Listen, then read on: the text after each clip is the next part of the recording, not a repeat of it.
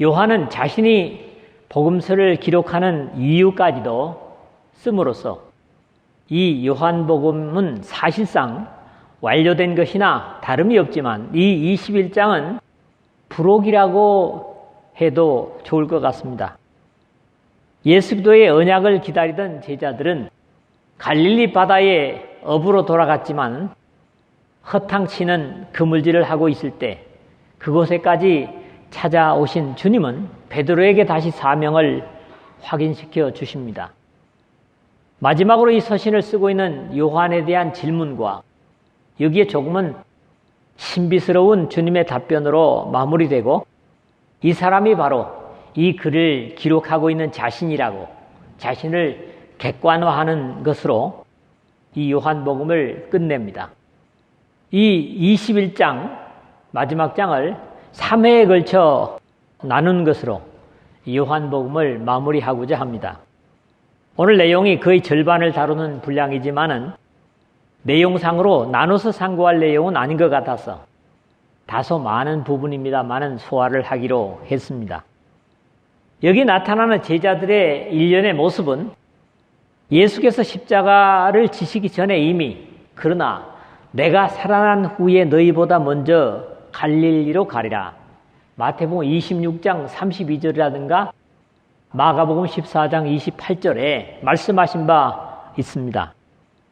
또 막달라 마리아를 비롯한 다른 여인들이 무덤에 갔을 때 천사들도 그가 죽은 자 가운데서 살아나셨고 너희보다 먼저 갈릴리로 가시나니 거기서 너희가 배우리라 하라.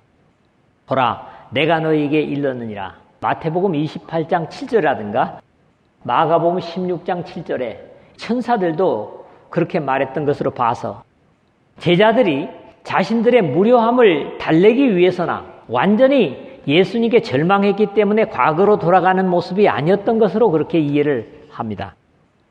이유야 어떻든 어부들이 과거 자신이 하던 익숙한 일에 다시 돌아가 밤을 새워 그물질을 했지만 전혀 고기를 잡지 못하고 예수께서 오셔서 그 말씀을 순종했을 때 그렇게 애쓰고 수고하였음에도 헛수고였던 것과는 달리 상상할 수 없는 고기를 잡음으로 상황은 반전되는 그런 모습이 오늘 우리가 읽은 내용입니다.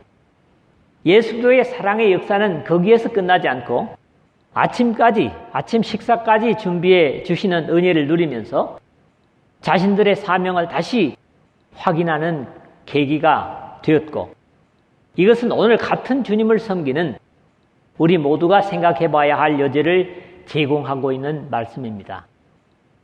오늘도 역시 세 부분으로 보겠는데 제목은 첫 부분에서 잡았습니다만은 그 부분에 좀 더 여러분들이 마음을 뒀으면 합니다. 먼저 1절에서 3절입니다. 일단은 이걸 저는 주님을 떠난 삶의 모습이라고 상징을 만들었습니다. 제자들은 예수 그리스도께서 십자가를 지시기 전에 자신의 부활을 수없이 증거하셨지만 그것을 전혀 기억하지 못했던 것으로 후에 나타나는 결과들에서 보게 됩니다. 그럼에도 주님의 약속은 이루어졌고 의심하던 도마까지도 확인하고 신앙 고백을 주님께 드린 내용을 우리는 봤습니다. 그 후에 예수께서 디베랴 호수에서 또 제자들에게 자신을 나타내셨으니 나타내신 일이 이러하니라 1절에 그렇게 되어 있는데 그럼에도 아직 성령의 전적인 인도를 누리지 못하는 제자들인 만큼 옆에 계시지 않은 것만으로도 여전히 불안해하고 갈등하는 모습들이 역력히 나타나고 있습니다.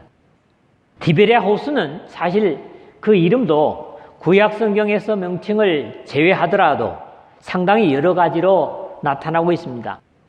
게네사렛 호수, 누가복음 5장 1절이죠. 게네사렛이라고 하는 지방 이름이고요.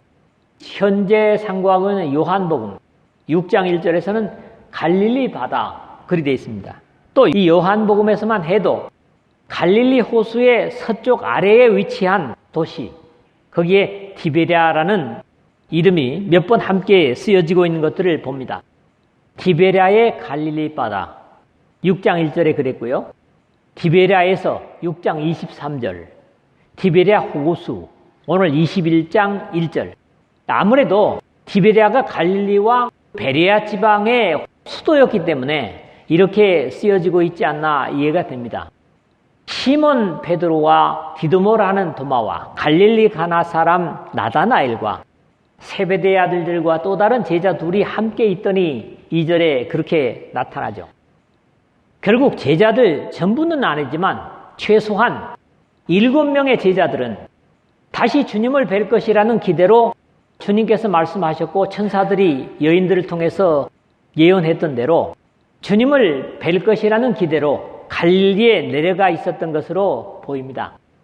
부활 후 예루살렘에서 뵌 후 또 다른 예수 그리스도의 부활 후 나타나심이 여기에도 있었다는 요한 사도의 소개이지만 여기서도 역시 요한은 자신의 이름을 여전히 감추고 있다는 겁니다. 다른 제자들의 이름을 거론하고 물론 마지막에 두 제자의 이름은 없습니다만 자신의 이름 대신에 세베대의 아들들이라고 아버지의 이름으로 표현하고 있습니다. 시몬 베드로가 나는 물고기 잡으러 가노라 하매 그들이 우리도 함께 가겠다 하고 나가서 배에 올랐으나 그 밤에 아무것도 잡지 못하였더니 2절에 그랬습니다. 여기서도 역시 주동자는 베드로였습니다. 어떤 일에서든지 앞서는 베드로는 자신의 의도를 시몬 베드로가 나는 물고기 잡으러 가노라 하매 라고 계획을 밝혔고 여기에 다른 제자들이 따라 나섭니다. 그들이 우리도 함께 가겠다 하고 나가서 배에 올랐으나 이 3절 중간에 그랬죠. 갈릴리에서 뼈가 굵고 예수 그리스도의 부르심에 따라 나서기까지는 평생을 자신들의 일터로 삼았던 그곳에 돌아와서 과거의 일을 다시 해보지만 그 결과는 그전과 같지 않았습니다. 그날 밤에 아무것도 잡지 못하였더니 3절 하반절에 그렇게 되어 있죠. 여기에는 필시 제자들의 한계를 깨닫게 하시려는 주님의 뜻이 계셨을 것이라고 저는 그렇게 이해를 합니다.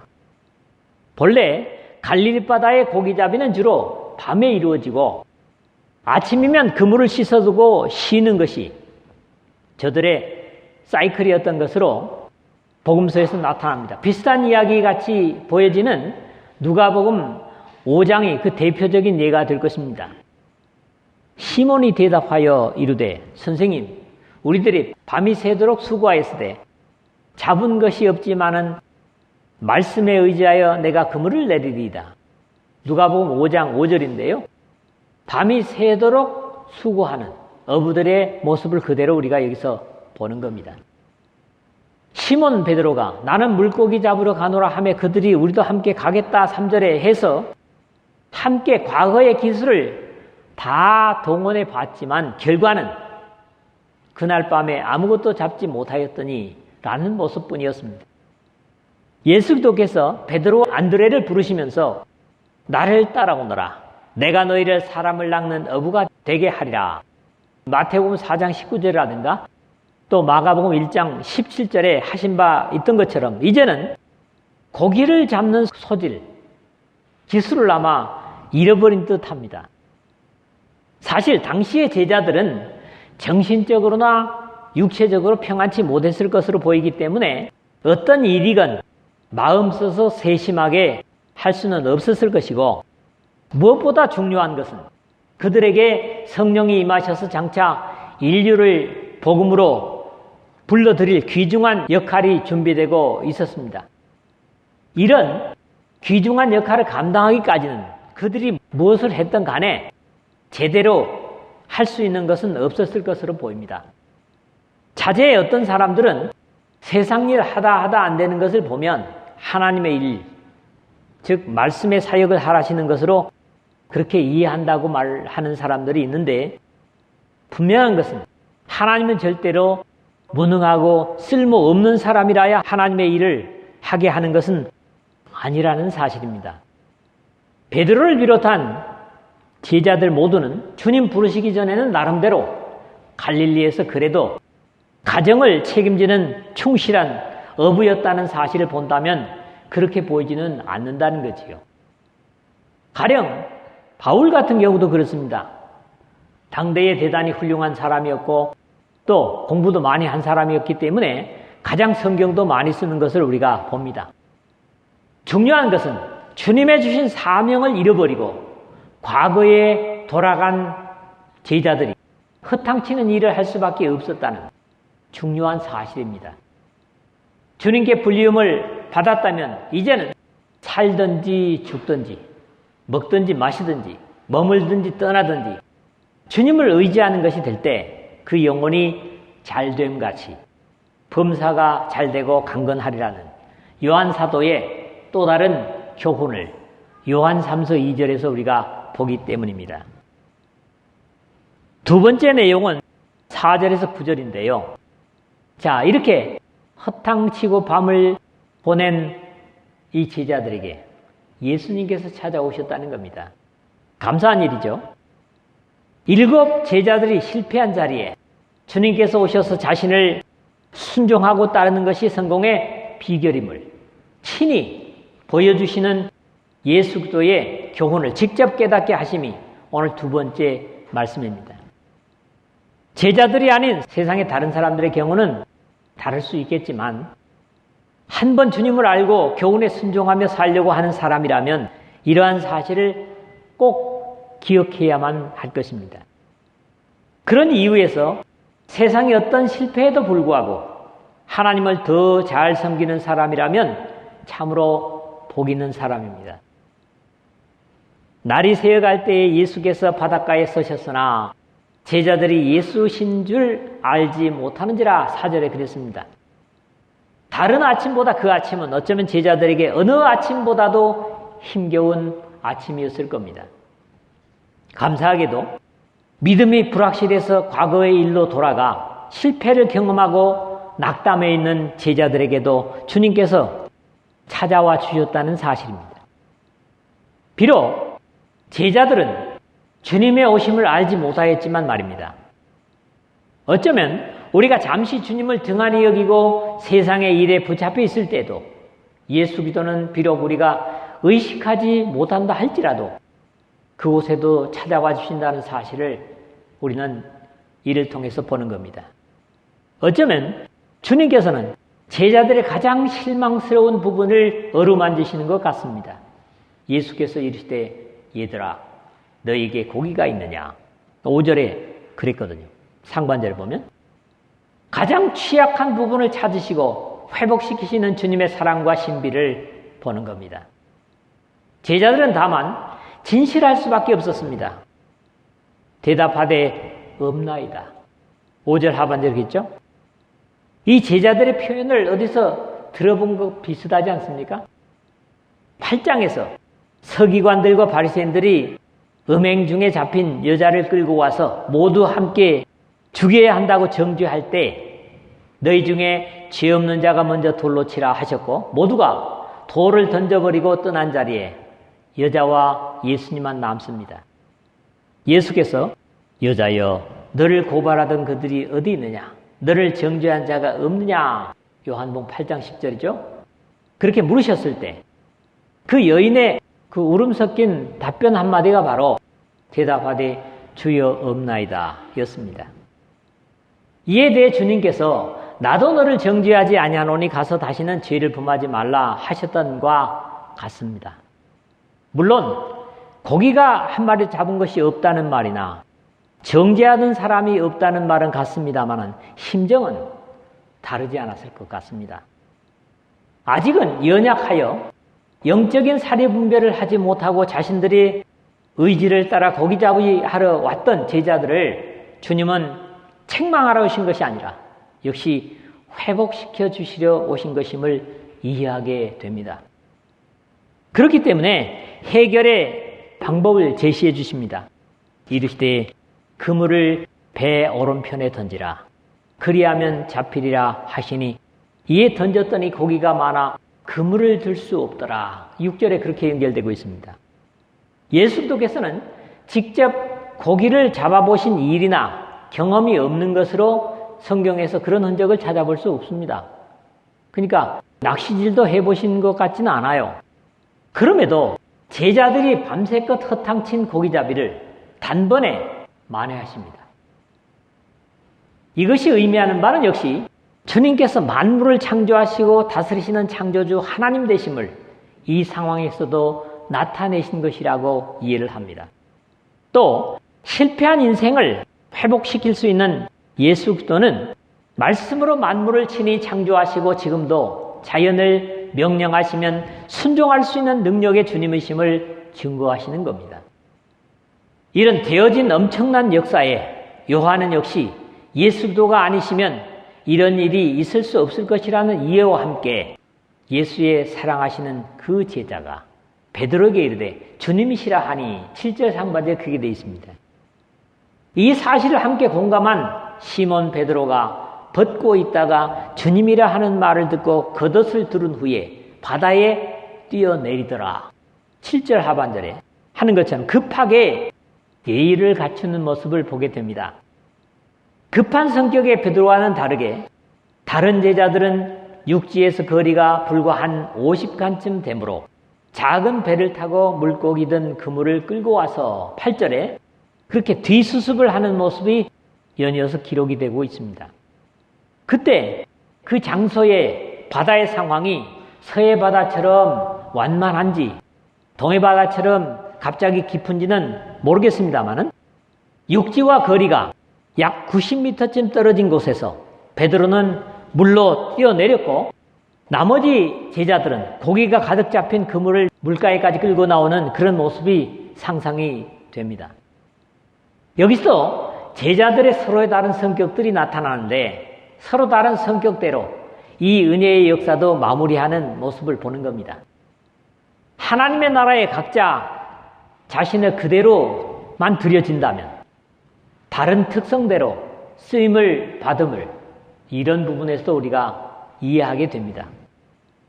이 부활 후 최초의 이적이 완성되었을 때 육지에 올라보니 숯불이 있는데 그 위에 생선이 놓였고 떡도 있더라. 9절에 예수 그리스도께서 제자들을 위하여 친히 준비하신 은혜의 식탁을 보게 됩니다. 주님께서 어떤 영적인 일만을 귀중하게 여기시고 우리의 일상과 필요를 외면하시는 분이 결코 아니심을 확인하게 됩니다.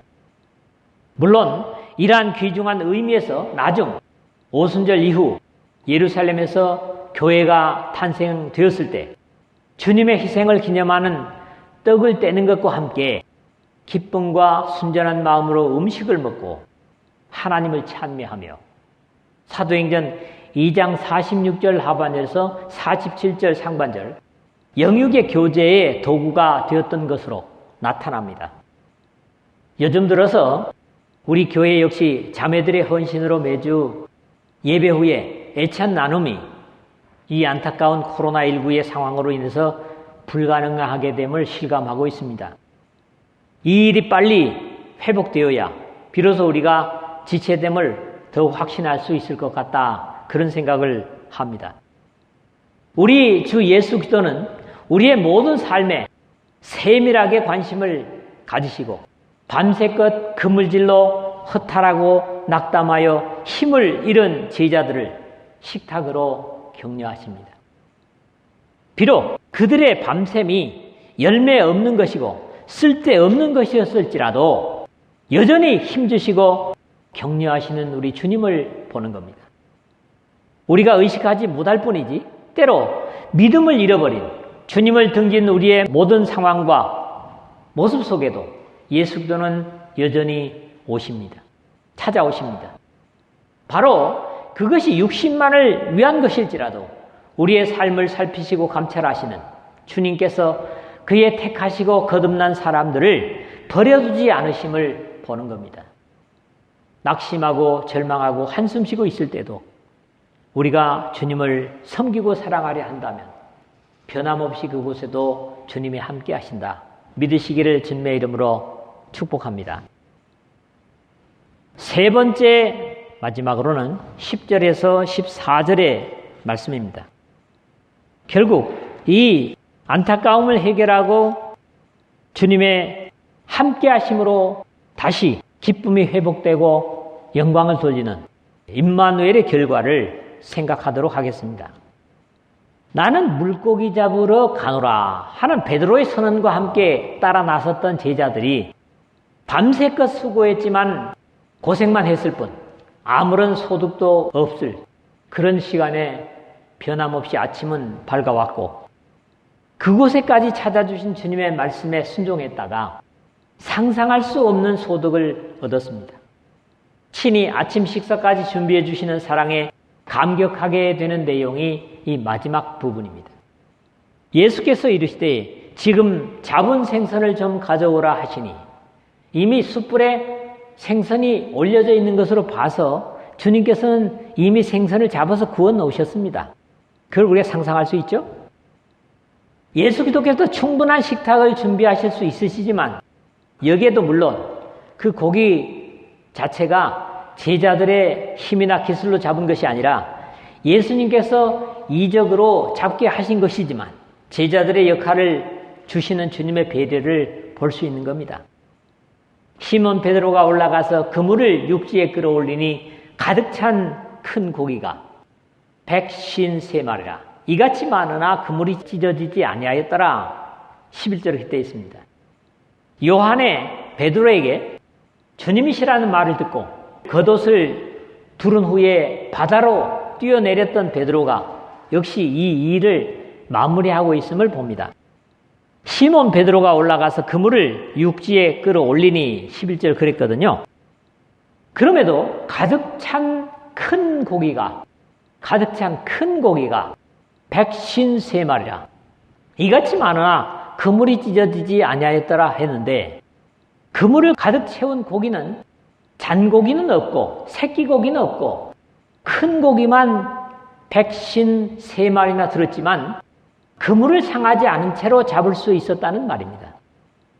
문제는 이 153마리의 생선의 숫자로 상징을 찾으려는 여러 가지 해석이나 시도들이 있지만 이것 역시 그렇게 신비하게 해석할 필요는 없다고 저는 생각을 합니다.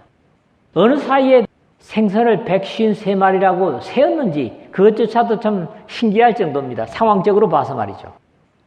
작은 생선들은 수에 치지 않고 바다에 던져서 살려주기도 하는데 예수 그리스도께서 잡게 하신 고기는 모두 숫자에 넣을 만큼 큰 것이었다는 이해로 충분합니다. 사람들은 대부분 생선을 큰 것이나 작은 것이나 한꺼번에 그물에 모아서 잡은 다음에 선별하고 크기를 구별해서 구분하지만 하나님께서 하시는 일은 언제나 불완전한 것이 없습니다.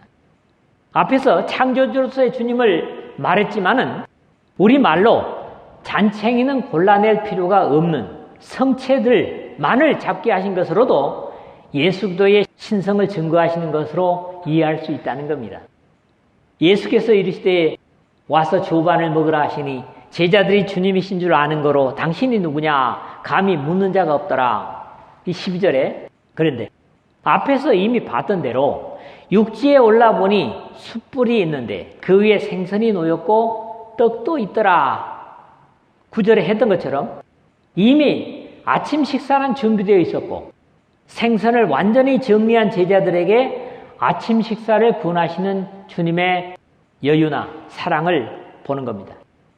무엇보다도 제자들을 향한 예수께서 이르시되 와서 조반을 먹으라 하는 초청입니다. 일반적인 인간관계 속에서는 아무 성과도 내지 못하는 저들의 결과에 식탁을 준비해 줄 만한 그런 여유나 가치가 없었겠지만 우리 주님은 그들의 모습 속에서 갈릴리의 생선을 잡는 데는 실패했을지라도 장차 사람을 낚는 저들의 미래를 보시며 격려하시고 힘주심을 이해할 수 있습니다. 다만 되어진 모든 상황 속에서 제자들 모두는 이미 예수 그리스도심을 확신했던 까닭에 제자들이 주님이신 줄 아는 거로 당신이 누구냐 감히 묻는 자가 없더라. 12절 하반절에 요한의 기록도 자연스러운 모습일 뿐입니다. 예수께서 가셔서 떡을 가져다가 그들에게 주시고 생선도 그와 같이 하시니라. 13절에 그렇게 되어 있죠.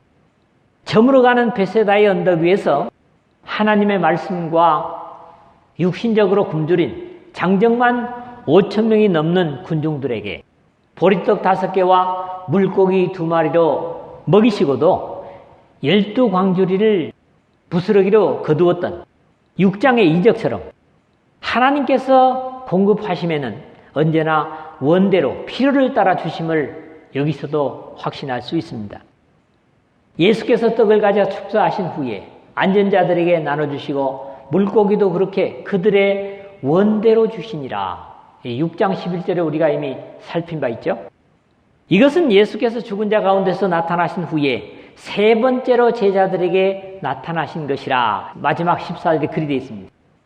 이것은 요한 자신이 기록한 주님의 부활 후 나타나심의 네 번째이죠. 정확하게.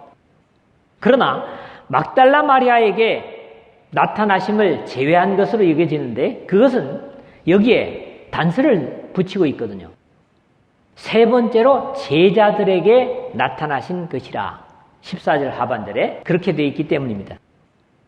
예수 그리스도께서 부활하신 후 제자들에게 나타나셨지만 아직 성령에 오시지 않은 시기이기 때문에 오직 육신에 있는 항상 함께 계시지 않으므로 제자들은 갈릴리로 가고 예전에 고기잡이에 복귀해 보지만 밤새껏 고생의 대가가 없었던 것은 어쩌면 예수 그리스도를 제외한 저들의 삶에 공허와 수고만이 가득함을 보여주신 일련의 주님의 또 다른 가르치심이었다. 이렇게 이해를 하게 됩니다. 비록 날이 새어가 새날이 시작되었음에도 고생과 허탈감만이 가득했던 그곳에 예수 그리스도께서 오셔서 말씀하시고 순종하였을 때 나타난 사실들을 통해서 하나님의 백성들에게 주님이 없는 어떤 노력보다도 함께 하심이 풍성하고 넘치며 평안함을 알게 하신 또 다른 주님의 사랑의 역사였다. 그렇게 이해를 합니다. 이 원리는 오늘 우리 그리스도인들에게도 다르지 않은 약속이며 확신입니다.